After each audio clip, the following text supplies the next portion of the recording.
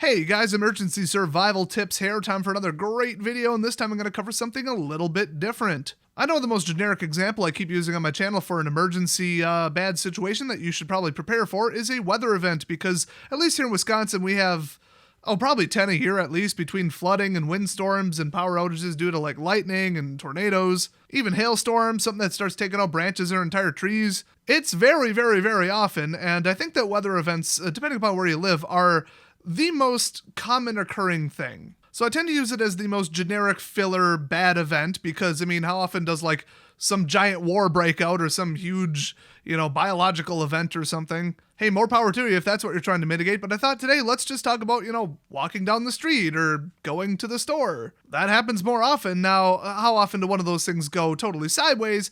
Not very, but it's not impossible. It depends how you look at it, and depends how you count it, and it depends where you live. For example, I used to work a job where I had to drive around quite a bit, especially at night. And in those 4 years, I counted 34 times I had to slam on my brakes to not hit a deer. I actually used that to justify putting really nice expensive tires and aftermarket performance brakes in my car. Not to mention very high color temperature bright HIDs with projector lenses, because I'm not a jerk. So that's what I did to prepare for that realistic, simply higher probability and multiple times witnessed event. Now that I don't have that job, in the last 10 years, I've only almost hit about 2 or 3 deer. So how often do you find yourself walking down the street in a city? Well, maybe you don't live in a city. Maybe you live in a rural area. Maybe you only make a trip to the city once every 2 weeks. Maybe you don't even live in a city. Or maybe you're a Pokemon Go player and you practically live on the city streets. You're out there constantly, or maybe you go jogging daily. Maybe you have a dog, so you walk your dog around the neighborhood. So then you would want to think about, okay, what should I do daily to focus on that being safe? And you might think, well, walking around my neighborhood with a dog, what's unsafe about that? Not much. Most people walk out the door with their dog, go around just the same they always do, and then come back in. But think about how many hundreds or thousands of times you're going to do that in your lifetime, and then compare that to like national crime statistics or animal attacks, or anything could happen. So for that, if you're out and about a lot at random times and there's maybe nobody around, maybe people around, in any case, I would say if it's legal in your area, the best realistic mitigation that handles almost anything that could happen is pepper spray. Consult your local laws. It's still illegal to even carry it in 2 or 3 US states, if I'm not mistaken. A lot of entire other countries made it illegal, which that doesn't make sense. It's literally impossible to kill somebody with pepper spray, as far as I know. But when it comes to just generally staying safe on a daily basis, you think about, what do I do on a recurring basis? Because it's not completely silly to say, hey, we're driving through this one state, some northwest state in the US, we're doing it once, or we do it once a year to go to so-and-so's family's house. Okay, so if we break down, maybe have this, and this, maybe have a couple gallons of water in the back, some food, a road flare, a nice radio, a second backup GPS, some batteries, and, whatever. Just, my car broke down and we're in the middle of the woods 100 miles away from any city kind of gear. That's smart, but remember the golden rule. If you want to get extensive, it starts to get expensive. Now compare that to like a professional semi-truck driver, where they're going to drive through, the northwest states and the woods in stretches of 100 miles between cities every single day or multiple times a week. Okay, now it makes sense to take some of your limited resources and put it towards that scenario of your car breaking down in the middle of wherever. Or I guess in this case it would be truck. So it's the simple probability. And if you think about it, I do this once a year versus I do this once a day, and then add that up over like 10 years, it's like how many thousands of instances where things could go wrong once, because they only need to go wrong one time before you need something to mitigate whatever just happened. So in general, I would recommend for everyone to just go through your day and think, what are all my recurring tasks and what can I do to make them more safe? What would be a really bad scenario that could realistically happen? And then prioritize from there. So that's the generic version, but I thought, well, now that you know that and I've got you thinking, feel free to pause the video and just ponder it, or maybe help out other people's thought process and put a comment with what you came up with down in the comment section below. And hey, while you're down there, leave a like on the video and sub to the channel if you like my content. But otherwise, the second half of the video, I wanted to hit on something else really important. This is what everybody can do, virtually everybody. I know everybody's situation is different, but the most common things that people do in a day is, get in and out of their car, drive places, walk places, shop at a shop, go get food somewhere at a restaurant. I just described a lot of people's average week, so if it applies to you, good. If it doesn't, hey, whatever, you adapt it for you. That's why the first part of the video was there. But I wanted to give 5 examples of how you can improve your safety and prevent things in the first place. Because like I said, you can't prevent a weather event, but you can prevent or have an early mitigation of something that might happen during your daily, everyday, whatever, blah, walking around, driving around chores. So in absolutely no order whatsoever, we've got number one. Whenever you enter a building and you're going to be there for a while, standing, sitting, walking around, shopping, this could be a restaurant, this could be the hardware store, whatever. If you've got even a couple seconds of just mental downtime where you don't need to be thinking about what you're doing, look around and note where the exit signs are. Virtually any commercial building open to the public has to have them. So, you could walk into a cafe or like a concert venue and you're waiting for the band to start. Just little tiny bit of mental downtime. Just look around and think, okay, exit there, there, and there. Got it. It only takes a couple seconds. It's not like you have to memorize them and you'll be tested on exactly precisely where they are and measure how many feet you are from them. And in the concert example, I wouldn't say, well, I got here first and I want to be dead center, first, second row in front of the stage, but I have to be next to the exit in case of an emergency. So I'm going to get an obscured view behind the speaker because I'm 10 feet from the exit. I wouldn't live my life that way in like absolute constant fear where everything has to be, oh, the worst is about to happen and I'm prepared for it. I'm more of a minimum reasonable effort kind of guy. So if I walk into a place, I'm just like, exit, exit, exit. Okay, done, got it. And then maybe, a couple minutes later think, okay, they're to the left, forward, and right? Okay, yeah, they're there. Got it. Now, let's say you're sitting at a restaurant and you're just, waiting to order. Couple seconds of mental downtime, you just look where the exits are. If there is an exit through the kitchen, which I think by law there has to be, at least in the US, because of fire chance, you have to have two routes out and fires are more likely to happen in the kitchen. So I would almost assume that there's one there. So whether it's marked or not, you can almost assume that there's one there. It may be marked by law, it may not. It might be marked, once you're already in the kitchen, which is kind of pointless. But also by law, and I know that the surprise fire inspections got me for this once at my old building, if there's a power loss, all exit signs have to light up with an immediate backup battery, and we have to test it every month. And the firefighters will test it for you to make you prove it every 6 months, at least in my state. So assume that some of them are working, otherwise it's nice to know where they were in your memory in the light while the lights were still on. So yeah, if a pipe bursts in the kitchen and there's water flooding and people are screaming and people are trying to get out, you think, oh, here, this is the closest exit, let's go. In theory, just about everything should short out, so just look for the glow. So exit signs where they are, and in case you forgot to look or you forgot because you're panicked and a situation happens, look for the glowing lights that say exit. I know in chaos, it's like you want to look around, you want to figure out what's going on. That's also smart, especially if you hear gunshots. You want to think about the direction and look for where the person's moving, that kind of thing. But simultaneously, you don't want to get decision paralysis, and you definitely don't want to be a person susceptible to normalcy bias. You want to book it immediately because seconds matter. You smell smoke, you see an alarm, get out. Like if you're in a hotel, they actually have a map to the exits, but walking up to your room, you can see them and just think, okay, here it is. Here's how far away I am. And the closest one is that direction. Simple. Just takes 5 seconds while you're walking brainlessly down the hallway. I've stayed in a couple hundred hotels for my old job, and we've had the fire alarm go off, I think, 5 times. It's fairly common, and all the times I will say I did not handle it correctly. I was just like, oh, another flaw, somebody set it off, oh, somebody hooked their backpack on the thing and pulled it down, whatever. But it's like, what if I'm wrong? So immediately, and the staff will go door to door and say, hey, we don't know what set this off, get outside. Like, why are you people being so dumb? It's because everybody assumes that it is a false alarm.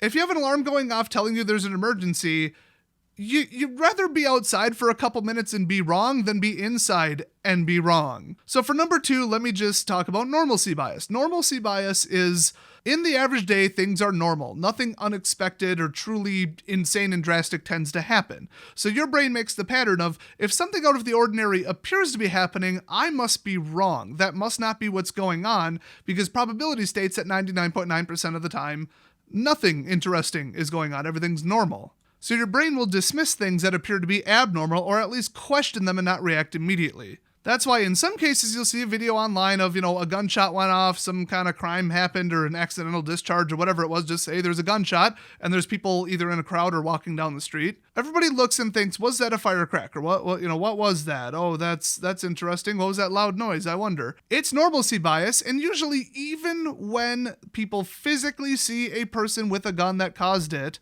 they still take several seconds to react. And usually what they do is the first person who, either has some training or some, they are from the military, or they work security, or they just had personal defense training in some way, just because, they'll recognize it and bolt, and then other people are like, oh, if he's running, I should probably run. Well, guess what? That person has a 1 to 2 second lead on you. So, their safety level is a little higher than yours at that point. So don't be that person. Now, every time you hear a firecracker go off or somebody drop a book on the ground and it sounds like a gunshot, doesn't mean dive out the window. I'd say loud noises sounds like a gunshot. I'm assuming it's a gunshot. I'm going to look around, kind of consciously think, how far away was it? And then if you've been to the gun range, did that really sound like a gunshot? Kind of replay it in your head and then listen very hard for follow-up shots.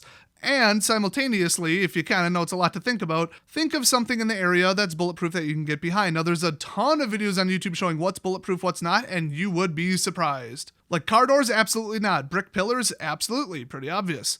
Walls inside of a house, not even against pistol fire. Don't even think about it against rifle fire. Now, I've been talking about some sort of shooting event, accidental, purposeful, targeting you, targeting everyone, just targeting one person, a dispute, a crime, a robbery. But honestly, gun-related crime isn't like an everyday thing. It's not the most prevalent. It's very dangerous and deadly, so you should be prepared for it. But it's not that common, and most gun-related crimes never fire the gun. Now, you know where you live. That might be a different story. And honestly, in the last 2 years in my area, 3 of the major gun crimes that I heard about, I was outside the place catching Pokemon, shopping, walking, whatever, getting exercise, driving, within an hour of the shooting occurring. Actually, it goes up to 4 if you count the stabbing with a screwdriver from a crazy homeless person. So, I mean, within a small period of time, that could have been me right outside the building or inside the shop. One was, 2 of them were a gas station. But I will say when it comes to loud noises, big abrupt noises, lightning strikes could count. A car crashing into something, you'd want to be aware. You think, that sounds an awful lot like a car crash. That is very distinctive. Or that's a gunshot. Or wow, that flash and that sound, that was an electrical arc and then the lights just went out. That was definitely a short and I definitely need to get out of the building. I would say loud noises are the biggest normalcy bias thing because immediately your brain wants to think that wasn't important, that wasn't anything too out of the ordinary. Even though a big loud noise that's like gets everybody's attention, makes everybody stop what they're doing, that is not normal. Forget normalcy bias, that nothing about that is normal. That's not an everyday thing. If it was loud enough to scare you, it's loud enough to concern you. So look for the cause, replay it in your head, find out what it was, and assume that it could be something dangerous. Do not immediately write it off as it's normal because normalcy bias. So don't freak out, don't overreact, don't assume every noise is something bad. That's ridiculous and, it could cause a panic. That's not good. But just be aware, be realistic, and just go cold, hard facts and, look for evidence, look around, be aware, collect more information because information makes correct decisions. So those first 2 were pretty elaborate and deep, but, it's everyday in and out of building stuff. It's daily life stuff, and I wanted to explain everything about it. This third one is going to take about 10 seconds. While walking up to your car on, a street parking place, a parking garage, a store, open parking lot, closed parking lot, down a back alley, doesn't matter where you are, do not unlock your door until you are close enough to touch your car. Walking around playing Pokemon Go downtown in my area, especially like late at night when all the bars are still open and everybody's walking around, I've seen people unlock their car, then look back and forth and try to jaywalk down the middle of the street and not get to their car for 30 seconds. That's insane.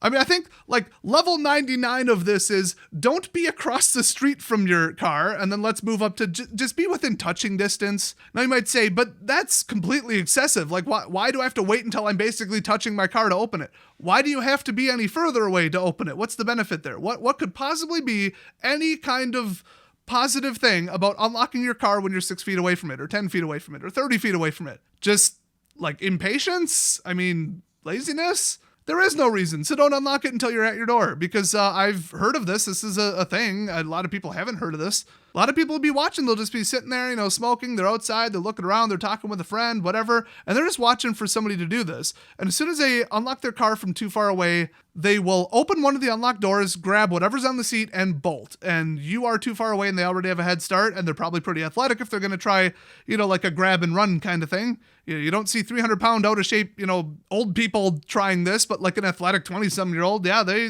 do this. Not to mention something more serious like a carjacking, where somebody gets in right as you do. I mean, that's another thing where right when you're about to step in your car, look around.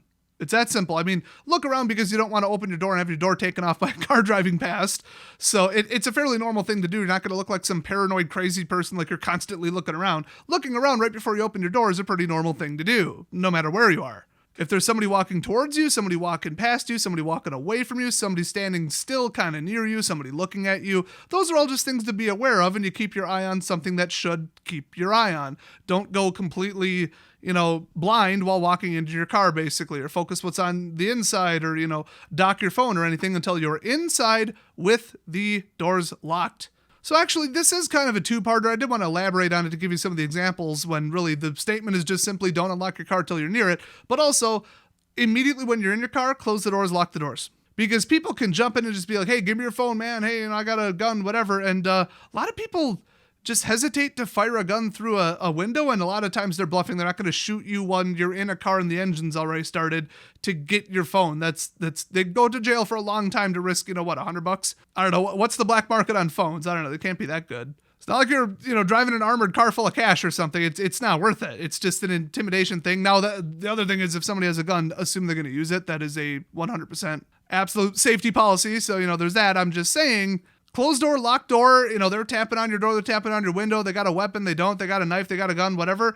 Usually at that point, they're just going to select another target if you, hit the gas. The majority of the time with carjackings, kidnappings, or everybody says kidnapping, above 18 it's called an abduction, okay? So abductions or, in-car robberies or anything like that, if they walk up, they grab the door handle and it does nothing. They pull it, it either doesn't move or it moves completely because it's locked. However your car works. They're like, bad target, bail, run. But certainly don't unlock your car from 50 feet away just because you can, because somebody will, run up, open the door, grab something and run, which literally takes like 5 seconds. In fact, I had heard that like the average professional home invader for home burglaries, they're talking 60 to 90 seconds in and out, and they will grab all kinds of stuff. So when it's just a car and grab 1 or 2 items in view and then bolt, don't even care what they are, just grab them. A bag, a piece of clothing, whatever you got there, a phone, electronic device, GPS, radar detector, grab it, run. Geez, even phone chargers, it's just whatever's laying out, they grab it and go. We're talking seconds. That shortens it so much. And in any of those scenarios, you just simply can't get up to your car in that short of a period of time. They're already at your car, which is now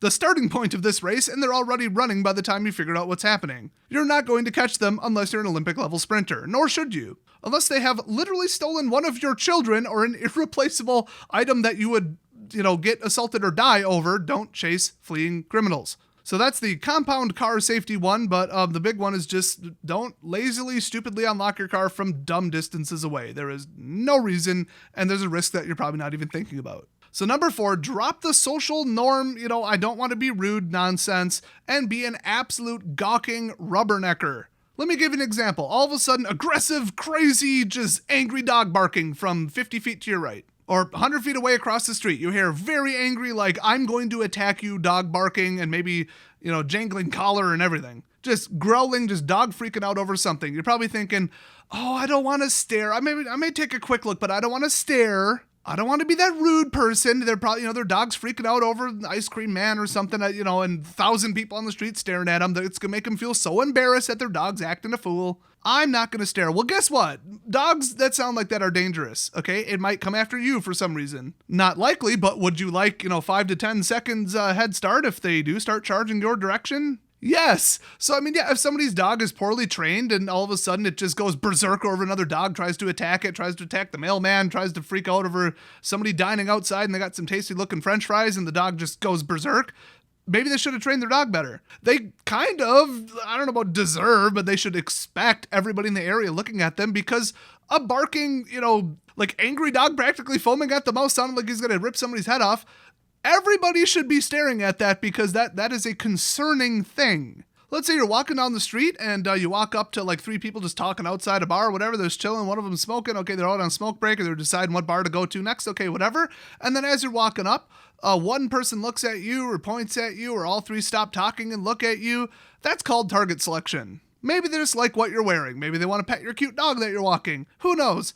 But in any case, keep your eyes on them. Because, you might think, I'm profiling or I don't want to be rude. Yeah, they're staring at me, but I'm not going to do it back because I'm above that. Keeping your eyes on every single person you pass on the street as you walk somewhere at, midnight down the street or whatever in a city. You might think, no, I'm going to avoid eye contact with everybody I walk past because if I stare at them, it's like I'm almost like accusing them, like I got my eye on you. You could be some kind of, mugger or kidnapper or something. I don't trust you, so I'm keeping my eye on you. So people will purposely avoid eye contact and look away, which, staring directly at each person, like creepily, just unending, unblinking stare as they walk past you might be a bit rude, but don't let them out of your cone of vision. Remember, vision is quite a cone. So it's like anytime you're walking around anywhere, inside a store, outside a store, on the streets, walking between bars yourself, walking late at night, walking early in the morning, doesn't matter. If something unusual is going on, do not be hesitant to stare at it. Worst case scenario, somebody thinks maybe you're being a bit rude staring at them, and who cares, you're never going to see them again. Why do you even care what they think? And whatever they were doing to attract your attention, they probably merited getting stared at. So if they're going to take issue with it, oh well. If I'm walking past somebody and all of a sudden they put their hand in their sweatshirt pocket, guess what? My eyes are not coming off of them. If they were to be so bold as to walk up and ask me, why are you staring at me? What is your problem? I'll say, as I was walking up, you put your hand in your pocket. That's worth keeping my eyes on. I'm not going to avert my vision just to make you more comfortable, but nobody has the balls to walk up and ask that. They'll just be like, why is that person staring at me? That was weird and rude, and forget about it 10 seconds later. They might not even know what they're doing, but somebody who pulls a gun, pepper spray, something, however they're going to, do something bad, attack you, assault you, kidnap you, abduct you. If you're over 18, sorry, it's one of my pet peeves that everybody calls it kidnapping. There's a reason the word kid's in it. Even if you're walking past somebody on the street, 10 o'clock at night, whatever, you just want to go get some tasty pizza, walking from your apartment, whatever. And as you're kind of walking up on them while they're chilling outside, whatever store, they look left, look right, look across the street. That in itself is suspicious, so keep your eyes on them. Sometimes just an absolute constant unending awareness. They know, I'm not going to blindside this person. It looks like they're already on to whatever nefarious thing I was going to do. You know what? Let's wait for the next person. You've already stopped the situation just through sheer awareness. They want to take somebody by surprise. Now, target selection for any kind of minor to severe crime is usually like, hey, who's a, quote, soft target? They're not going to attack a 6'2" guy wearing a I love pain, blah, blah, blah, gym workout place shirt and like a military camo hat and shorts because they served in the military. That person's not getting mugged. If you're in the vulnerable population, a vulnerable group, like, somebody maybe 40, 50 and up, somebody with, you walk with a limp, you walk with a cane, you have some kind of physical ailment, you're just not moving very fast. That's the kind of thing that people learn when it comes to victim selection. So if you're in one of those vulnerable populations, those groups that would be targeted for some kind of mugging, a grab and run phone thing, or just you're literally anybody with your phone out in your hand while you're walking. So Pokemon Go players, I think I mentioned my people like 4 times this video, but hey, now you're a target. So if anything, you should be even more aware, but just keep in mind that the whole I'm going to keep my eyes on you, they might not care. If you're the first elderly person to walk past or they looked around, it's the right, darkness, there's no cameras and there's no cops driving past, well, guess what? You're now the target whether you're looking at them or not. Which is why then you get the second effect of I'm keeping my eyes on them so that I have a little bit more reaction time. They have this thing called the reactionary gap, and inside of it, there is nothing you could do because humans cannot react quicker than that. Depending upon your level of adrenaline and how much caffeine you had and your age and whether you're a competitive video game player or not, it could be like 250 milliseconds to 500. So a quarter of a second to half a second, upwards of 1 full second for some people. And in that reactionary gap, it's you're going to want to add fractions of a second to it because for my hands to go from my waist up to punching someone in the face is usually less than their entire reactionary gap. And guess what? There is no reactionary gap if you're looking kind of down or you're looking across the street or you're looking straight ahead because, well, I don't want to stare at this person just, sitting there glancing at me every couple seconds while doing nothing in front of a business that's closed. That merits a stare. Okay, if they didn't want to get stared at, don't act suspicious, don't stand somewhere suspicious, don't look at me suspiciously, don't focus on me, don't be leaning up against a building doing absolutely nothing, just all those things. You're checking all the boxes, you're going to get stared at. That's just, oh well, if you think it's rude, that's on you. So don't be afraid and don't go to the internal mental social pressure of, oh, I don't want to be rude, I don't want to look at this. And like I said, instead of just people and what's this guy up to? What's this person up to? What's that person up to? What's this group up to? Have they moved? Have they looked at me? All that kind of stuff, all the normal, just everyday, whatever. Back to the barking dog thing. You're walking past a business and when you're 15 feet away, the door opens. Look at it. You might not think, oh, whoever's walking out of there, they don't want everybody on the street to just look at them because, oh my gosh, they just walked out of a building, everybody. They walked through a door. oh my gosh. But if somebody's hanging out in the, lobby of a bar and they're waiting for somebody to walk past and you look like a target, and then all of a sudden when you're getting close or when somebody who's watching from across the street signals them, because criminal groups are a thing, they come walking out the door ready to kind of walk in front of you, walk alongside you, walk behind you, whatever, you're going to want to know that. In fact, if somebody comes out of a door and starts walking a couple feet behind me, yeah, it's probably a coincidence 99% of the time, but guess what? I can't see anything. So I'm going to real quick pretend like something dinged on my phone or it just vibrated in my pocket, abruptly stop, cut a right or left or wherever I'm walking, kind of lean against the wall or, the building, whatever you're in front of, and stick my hand in my pocket and pull out my phone as slowly as possible so that they don't know, hey, is this some kind of paranoid person reaching for pepper spray? Oh, I was going to follow this person because they were walking and now I'm walking and they don't know I'm behind them, but now they stopped and what do I do now? Bail. I mean, criminals get skittish. They are afraid that anything they're doing, any mugging, any robbery, any, snatch and grab of a purse or a phone might go bad. So if they all of a sudden are like, oh, something broke in the pattern, something unexpected happened. I don't like unexpected. Oh, mystery factor, an unknown. The person's got his hand in his pocket. That's, I don't know about that. What does it mean? I'm just going to walk past. There's 100 more people I could ambush today. I'm walking past. Now, let's say it was just some person that walking to their car, 100 feet up, they get in their car and they leave. And you're like, wow, they probably thought I was a paranoid idiot.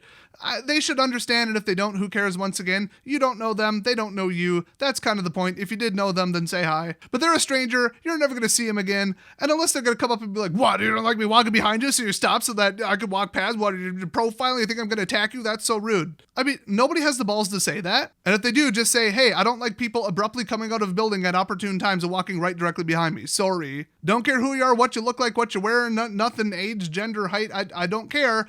I don't like that. If they want to press it, pull out pepper spray and threaten them. I mean, we're going back to the pepper spray analogy. Pepper spray is a fight ender when it comes out, and it's a fight ender against even more aggressive people when you have to use it. Also, if it's illegal to carry it in your area or a DA doesn't like the situation that you used it in, it's usually some kind of misdemeanor minor assault.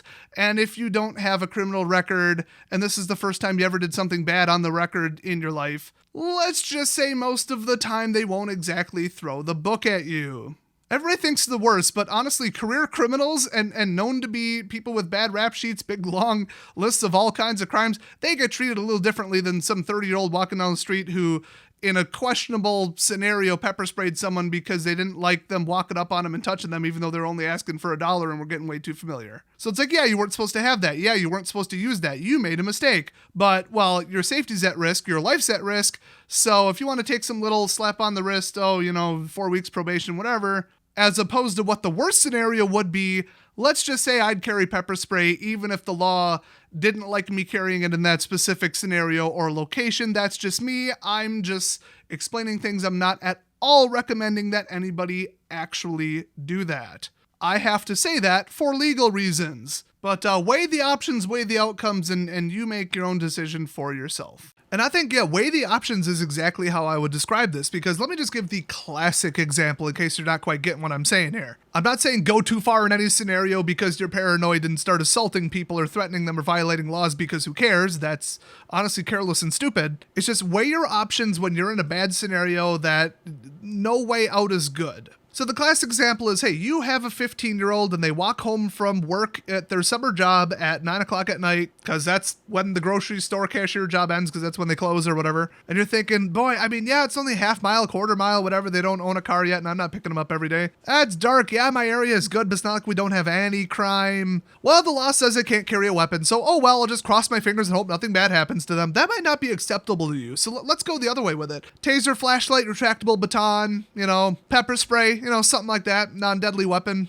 improvised weapon, LTL, less than lethal. Let's just say every day they have that in their pocket. They shouldn't, that's not legal, but something happens, somebody tries to rob them, they pepper spray them in the face, kick them in the balls and run, and it's caught on camera so they know exactly who it is, or somebody witnesses it and runs up. And now they're like, okay, cool, you were the victim of a crime, but why did your 15-year-old have pepper spray? Or let's say like they were walking past a drunk guy and they're like, I don't like what, football jersey you're wearing. That team sucks. I'm going to beat you up, because we all know how rational drunk people are. Or you walk past a homeless person, they're like, can I have $1? And they're like, I don't have any money on me. And they get aggravated because nobody all day gave them money, and they get up in your face and start threatening you. Any of those things could happen to your 15-year-old, but 15-year-olds can't have weapons to defend themselves. Let's go to the extreme. What is the absolute most they could throw the book at you? Not being charged as an adult, maybe just the basic assault thing that goes away and gets wiped from the record when they turn 18. And let's see, what's the alternative? Oh yeah, they get stabbed, shot, beat up, get their phone, their wallet, all their debit cards, credit cards stolen, form some kind of lifelong complex and become some kind of shut-in because now they have anxiety problems. They have to live the rest of their life with scars on their faces after they got assaulted by someone. You know what?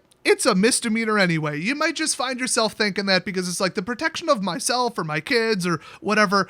Let's weigh that and the danger and the hazards of what could happen against just a simple little item in their pocket that they're maybe not supposed to have and a minor little, class D misdemeanor. And the only time anybody's ever going to find out they have it is if they have to use it. Otherwise, nobody's going to find out, and if they had to use it, then you're going to be damn glad that they had it. So weigh that against tiny little 4 hours of community service, slap on the wrist, and 2 weeks parole or something. You know what? Safety comes first. Maybe you're hiking on a trail in California on a hiking trip, and they're like, you absolutely cannot have matches or a lighter on you at any time. If we find you with them, we will kick you out of the park because it's dry and there's a giant fire hazard right now. But you're like, well, I've never been hiking out here before, and if my GPS, my phone runs out of batteries or I get lost, I'm going to be out here overnight. It gets cold as balls out here. I'm going to need a way to start a fire, and I'm not going to start a fire or smoke a cigarette or anything if I don't have a lighter. So I'm going to kind of smuggle one in a hidden area, put it inside of something, put it inside a first aid kit somewhere they won't check, and then it only comes out if you absolutely need it, and the worst that can happen to you is they kick you out of the park if they catch you with it, and oh well. You'd rather be safe than sorry. So you weigh it's against the rules, it's against the law, it's against this tiny little subtle thing, but the alternative is, you know what, I'm going to weigh my safety against it, and I'm going to take action accordingly. That's kind of what I'm saying to people. I'm not saying go out there and break every law if you don't agree with it, but you don't feel absolutely locked into every little tiny law and policy and thing when usually a lot of people get let off for minor stuff. They won't even get charged in the first place. And if you do, you go to court, they look at your complete lack of criminal history and they're like, this is ridiculous. Just weigh your options, make your own decisions. That's all I'm going to say. And it's on the same lines as the trade-off with the social pressure, the social norms thing. Oh no, that person thought I was rude for staring. But the trade-off is your entire safety. Break the social rules a little bit. Weigh the options and just, I'm gonna look at this person that's acting weird. I'm gonna stare at this person with the dog that's freaking out. Oh, they think it's rude and now I feel bad because they think it's rude? Oh well, it's a trade-off. It's your safety. And that's why I wanted to extend it to, other scenarios, minor laws, corporate policies, park rules, whatever else. So that second part is kind of tip number 4, part B. So to summarize number 4, if something noteworthy is going on, do not think it's gonna be rude if I stare. Your safety is at risk. A barking dog is dangerous. A person acting weird is dangerous. Absolutely glue your eyes on it, or bare minimum keep them within your cone of view. Don't be afraid to slightly change your behavior to, get out of a bad tactical situation or something that just doesn't feel right. If it doesn't feel right, don't think, well, if I stopped walking, if I cross the street, if I do this, if I do that, if I speed up, if I slow down, that would be considered rude. The person's going to think I'm paranoid, or they're going to take offense at that. Who cares? Who cares what they think? Your safety is more important than their feelings. So, if I were to just list off other scenarios that happen commonly, somebody under the influence of something, a mental problem, a drug, whatever, is acting really weird on the street. Oh, I'm not going to stare. I'm not going to be one of those rude people that stares. They are an unpredictably acting human and you're close enough to see them. You are in danger. Keep your eyes absolutely glued on them. The whole, I don't want to stare, that's rude. That's social pressure. It's like a social norm thing. Everybody teaches you don't stare. But if something noteworthy is happening, stare at it. You want all the information in case you have to react, in case it starts affecting you. It probably won't, but if it does, you're going to want the most amount of time. You want the reactionary gap to be the least factor. And you want the most information to make an informed decision about something that might start endangering you. Even like a car doing something weird on the street, they seem to be swerving, or they stopped and then started again.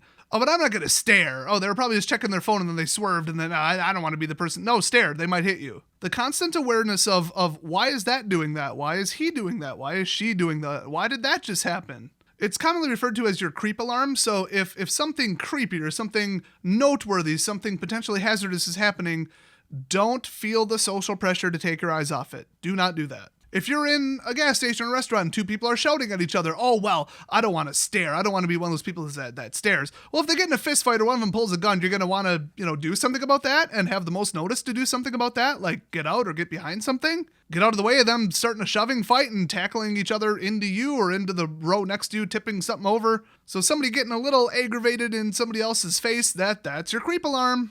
Do not look away. In fact, you might even want to, in that case, get further away on purpose, no matter what's going on.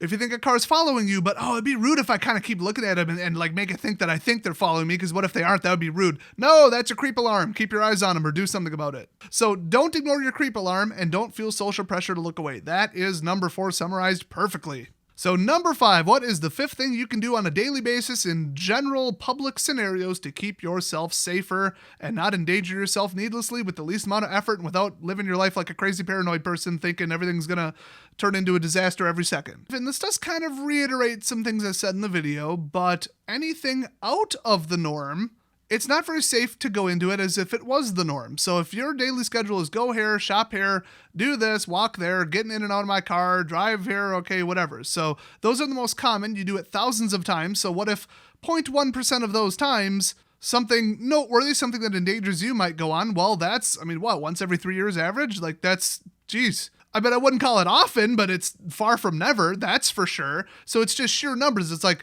oh, I went outside today, did my daily task, did this, and nothing happened. Then I did it again. Then I did it again. Then I did it again. If you flip a coin 1,000 times, a couple of those times it's going to come up heads 5 times in a row. It's like it's unlikely, but with the sheer volume of just brute forcing, here's how many times I did it, you should prepare like any day could be the day that something unusual that endangers you might happen. So that's cool, but you should also address just at a basic level things that are extremely out of the norm. And this is such a huge thing. You get these urban people who live in a city and then they go camping and just leaving your house and going to an unfamiliar environment. People get really ignorant, stupid, don't plan ahead, and they don't know how to handle something that's different about their scenario now. And you're probably thinking, okay, so you're saying the most common daily recurring occurrences, I should plan for those, and then I should also plan for the things that I don't do very often, so I should just plan for everything. Yes, that's correct, but in a different way. So, okay, now we're going to be camping for 2 days. What is different about camping? What can I no longer take for granted and then just at a basic level take, a couple minutes to think about it and pack differently? Just think, okay, how far are we from a hospital? Okay. You might just take for granted, we can just run to the Walmart, the Walgreens, run to the CVS, run to the gas station and pick up this, and this.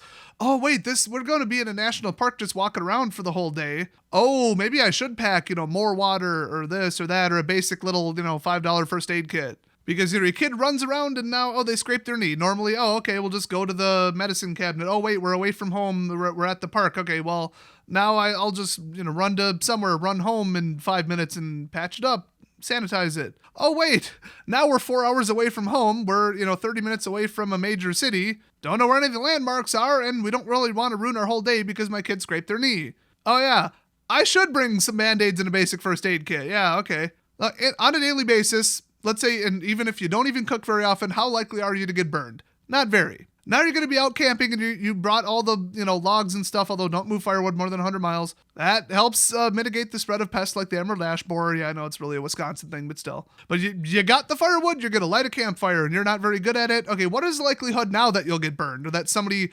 walking past it or you're going to be drinking and there's a fire right next to you? Great. Now what's the likelihood that somebody will get burned? Oh, I'd say high enough to maybe just bring a tube of burn cream or something.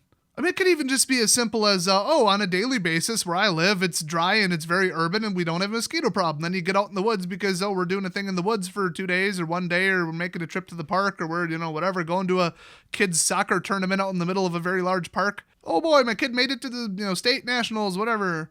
And then, oh man, you get bombarded by mosquitoes and I wish I would have planned ahead, just taken some basic little 30 seconds to think, what should I take before I leave? Because this scenario, this environment, this place I'm going, this thing I'm doing, whatever it is, who I'm going to be around, where I'm going to be, it is different than my daily activities. So what might I need that's different or what would I not have access to that is different? So I would call this the tourist effect because everybody knows like Disneyland is the big one. I hate to kind of throw them under the bus, especially with them not being open right now for COVID. But anybody who work there, just ask them about how, like, from their perspective, dumb tourists are for just forgetting to bring basic stuff because they're used to walking around their house or their city. Now they're walking around someplace, 2,000 miles away. So then all of a sudden they're super desperate for something and now it becomes your problem working at the park. Oh man, I forgot this. Oh, I need shoe pads because my shoes are uncomfortable and I didn't think I'd walk this much because in a normal day I walk, 1 kilometer, if that. And then today I'm walking 20 kilometers.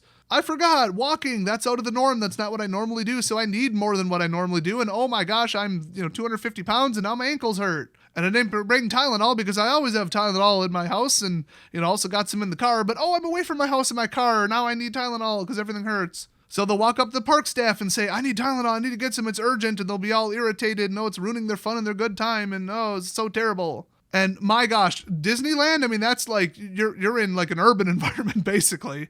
Campers, oh my gosh, ask anybody how campers are and what they forget and how many dumb scenarios they put themselves into because they don't take a couple minutes to think, this camping thing, that's different than just chilling around my house. Let's think for a couple minutes about things I should bring just in case. And not even just in case, things that you might need 100% of the time. I mean, I wouldn't say, hey, we're going to be out in some park in northern Wisconsin for, an hour hanging out with my cousins. I guess I'm just going to have to plan for everything and get a folding rifle and some bear mace and drop $1,000 on a 1 hour trip. No. I'm saying be prepared, not be paranoid. Not like, first of all, bear attacks in northern Wisconsin. I mean, I shouted that out because that is not going to happen. We just don't have bears around here. Not really. It's not unheard of, but this isn't their main territory. Oh, I'm going to be walking around in the woods and we're going to be at least like, if I were to call the cops, it'll be 20 minutes for them to come. I better bring body armor and like a high-powered gun with 3 extra mags because what if a crazy serial killer is running through the woods and tries to attack us with a machete? What is just the sheer probability that would happen compared to, oops, we forgot mosquito spray, now I'm miserable and we got to cut the day short. So you can't plan for absolutely everything, nor should you plan for things that are low probability events. Remember the golden rule, it's expensive to be extensive and plan for absolutely every possible scenario that could happen up and down the probability scale. So especially for like one day unique, not going to happen all the time, trips or events or changes of venue, just cover the basics. I'd say stick to the high probability stuff. And it's that, hey, I'm taking everything that's within reach, within my house, within my city, within my car for granted. And now I'm not near those things and whoopsies. That's what you want to avoid. I'd say even the big one is, I'm out in the woods, I'm out in a state park, and it's a 40, 50 mile state park, and then people just constantly get lost. They get stuck out there in the woods, and then they don't phone in, and then now the park rangers got to go find you and get the helicopters or run around in ATVs with a whistle. Because the other 99.9% of your life, you had cell phone and GPS signal. Now you don't. You got no data, you got no signal, can't call anyone, and you can't get GPS through the trees, and you don't know how to climb a tree. Now you're lost. You know what you're thinking? It's the 21st century. How the hell am I lost? Well, because technology doesn't work in the woods sometimes. People just forget that getting lost is a thing because they take it for granted because on the average day, you literally cannot get lost. Even if your phone's out of batteries and you don't know what part of your city you're in, you can walk up and ask somebody and they'll be like, go down the streets, past the post office, take a left, you're back on the highway. So should you go take an entire college course of orienteering, bring a compass and all that, a map and maybe something to track the stars and that's a little excessive. It's like just maybe some extra food and tell people where you're going. And, maybe a flare, that might be a little much. I don't know. Carrying around flares ain't safe to me, but just a lighter. You might think, I'm not going to light anything on fire, but I'm going to bring a lighter so that I can make a little smoke signal in case I do get lost. Because then it's like, it goes from, oh my gosh, I'm stuck out in the woods, I don't know where I am, and nobody knows where I am, to, okay, well, they're going to see a pillar of smoke and they're going to beeline to it because they don't want their place to be on fire. And that's, like I said, state park monitored. It's got some staff. It'll be a little different if you're hiking in the middle of nowhere. When it comes to hiking in the middle of nowhere, you better prepare for everything. That's when you almost can't overthink it. So, just think, okay, water park, what might I need? I might need this, that, and that. I wouldn't normally need this, but water park is different. We're far from home, 3 hours away. Extra food, waterproof suntan lotion, and a replacement pair of sunglasses in case the first ones get lost in the pool. Got it. That's where we're going to be. That's what I'm doing about it. Peace of mind, cool, pack differently, let's go. We walk around every day. Everybody's got 2-3 pairs of sunglasses around the house. Maybe you got a backup pair in the car. Well, now you're not at your house, you're not at your car, and now you have no sunglasses because they broke because you tripped and fell. Whoopsies. You might think, hey, if I'm going to be outside all day, something might happen to these. Or you might think, hey, I'm going to be 1,000 miles away. What if my credit card doesn't work because they're like, that's fraudulent. You're trying to buy $70 worth of stuff and they're like, that is out of the norm. This guy doesn't usually spend money that far from home. Boom, it doesn't work. Maybe when you're going to travel that far away, just have a little bit of, $80 in backup cash in your pocket. It's just simple stuff where you wouldn't have to wait on hold for 15 minutes with your credit card company to try and authorize it. Then they'll say run it again. Then somebody's ahead of you in line, and just there goes 30 minutes of your vacation. So just think, where am I going? What might happen? And you can't think of everything. A lot of people, just wisdom comes with age and experience. If you're going to bring people, ask the oldest person, hey, you've probably traveled before. What should I bring? Could be an hour away from your house, could be 10 hours away from your house. Just think, hey, is there anything you could think of that I should bring along with me? Because they just have life experience. Like, seriously, respect your elders. Or not even age, just like you're traveling, just go call up somebody who travels all the time and say, hey, what should I bring? Hey, I'm going out to this forest, this water park, this thing. We're going to go swimming in a lake. We're going to do this. We're going to do that. We're going ATVing. We're going snowboarding. What should I bring? What have you been stranded with? Oh, what have you regretted not bringing with you the last 10 times you went snowboarding? And they'll probably spout off a bunch of stuff that you're like, oh my gosh, I never would have thought of that on my own. But stuff that you can think of on your own, address it. So don't just mindlessly leave and say, hey, you know how every day I go to work, come home, go to work, come home, go to work, come home, maybe go to the gas station, come home. Done it a million times. And now this weekend, I'm going to do something drastically, completely different. I'm going to go to a completely different area, different thing, whatever, out of the norm. And I'm just going to treat it like a normal day because on a normal day, I have everything I need. No, do not assume that. Just take a couple minutes to think ahead. Just plan ahead. It's like the Boy Scouts always say, be prepared. And be prepared is in the context of know where you're going, know where you're going to be, and think about what you might need. A lot of the stuff is convenience stuff that I mentioned. It's like, frustration, time wasters, just discomfort.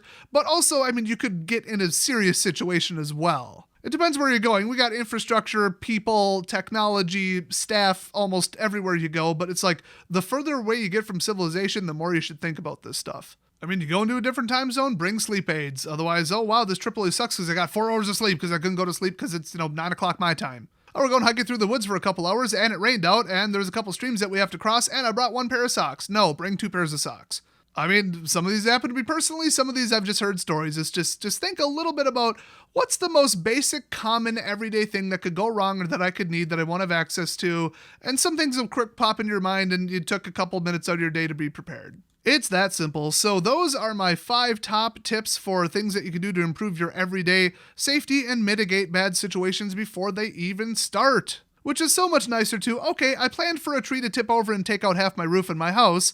And oh look, now it happened. Yay, I prepared with, a tarp, some plastic, some duct tape, and an alternate heating thing, and a generator, a solar, a battery, and hooray for me, I was prepared for this. It still sucks. The situation is still awful. So it's actually kind of nice in just your daily day, your daily routine to plan for stuff ahead of time and prevent bad things from happening and completely eliminate the situation from happening in the first place. That's going to feel a lot better. You could definitely pat yourself on the back if you didn't get trampled in a, building fire when everybody realized, the alarms are going off. Well, I'm not going to be one of those people who panics and walks calmly outside for a couple minutes till we find out it's a false alarm and walk back in. All looks so silly, even though that's literally what you're supposed to do. No, you're going to be like, oh, remember when everybody picked up their pace a little bit when they smelled smoke? Yeah, I'm glad I made it out 30 seconds before those people. You took a bad situation and eliminated it from being a situation, just by knowing where the exits are and eliminating normalcy bias. So this stuff you might think, this is a terrible way to live your life. I just want to be carefree. I don't want to stress and be paranoid about everything. But let me just tell you, anybody with security or like military training, they say,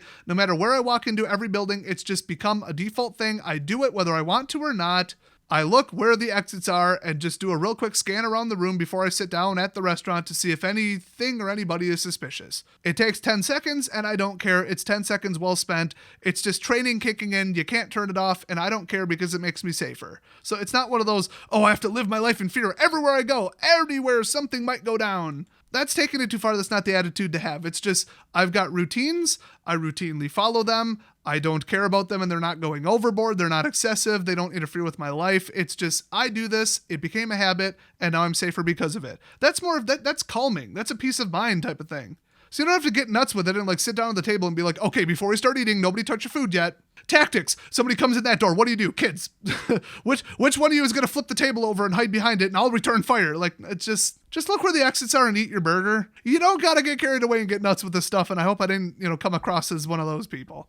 So anyway, thanks for tuning into this video. You are definitely smarter and safer after watching it, which is what I would say about just about every piece of content on my channel. I know a lot of people, me included, come out of 13 years of public schooling and think, wow, I never want to learn another thing as long as I live. Educational content is crap and I never want to read another book. Yeah, school sucks, but I've noticed that instead of just haha funny comedy thing I watched on Hulu, oh look, another vaguely entertaining Netflix waste of time, although seriously, cancel your Netflix subscription. They are a terribly immoral company. If I got some downtime and I just want to watch something, listen to something, whatever, I'm driving. A lot of people say they like my long-form podcasty kind of stuff on both my channels. I say both. I have 4 channels, but my 2 main channels. They listen to it because they're like, hey, I want to just get better as a person, learn things. Like, I just took a couple days and watched, a couple hours of content and learned how to pick locks. And now I'm very good at it. And I made the mistake of posting that on social media, so now every time somebody gets locked out of something or loses the key to something, they call me. Which is cool because I like showing off. I took a couple months and real quick, brushed up on Spanish. I'm probably about 50% fluent at this point. And I just, at the end of the month, at the end of the day, at the end of the year, I could look back and think, hey, I kind of improved myself as a person. I'm now knowledgeable in this, and this, and these are all, important to me. I wanted to do gardening and learn, self-sufficient, food production and how to do stuff safely and that kind of stuff. So I just took like a week or two whenever I had some downtime and just wanted to chill and watch something. I'm like, well, instead of watching this dumb, pointless, sitcom, whatever, let's just watch this. And I'd consider a lot of the highest rated stuff on YouTube to be edutainment. It's very entertaining, but also teaches you things. And that's what I'm targeting. So, if you're kind of the audiobook, downtime, chill, whatever type of person, and you're 100% watching and listening to useless things, I'd say sub to my channel because, this is pretty high tier stuff as far as like importance to your daily life, like how to stay safe, how to mitigate this thing, how to prevent this disaster. And let's be honest, I'm probably going to make a lockpicking guide at some point too. So just all kinds of things that can keep you, your family safe. That is time well spent and knowledge well invested in your memory. So if you agree, well, in other words, if you made it to the end of this video and watched the whole thing, you have just enriched your life. You've expanded your knowledge. You are now a better, safer, more capable person because of it. So, why not hit subscribe and also, of course, leave a like on the video? Because, I got into kind of preparedness and medical training and, firearms training, overall security and safety training videos on YouTube because, now that I've watched tons of it, maybe a couple hundred hours or last couple years now, I know how to handle myself in certain scenarios and some of those scenarios have come up. I've actually had to draw my gun on people 4 times. So, a couple dozens of hours of firing decisions, laws, reviews, that kind of stuff. It wasn't like studying. It wasn't boring. It wasn't stuff I wasn't interested in. It's just, oh, this might come up. Well, this is interesting. Well, that's good to know. And ta-da, now I'm a smarter, better person. So, hey, if you want to get more of that, like I said, just hit subscribe down below. Thanks for watching, and I will see you guys hopefully next video.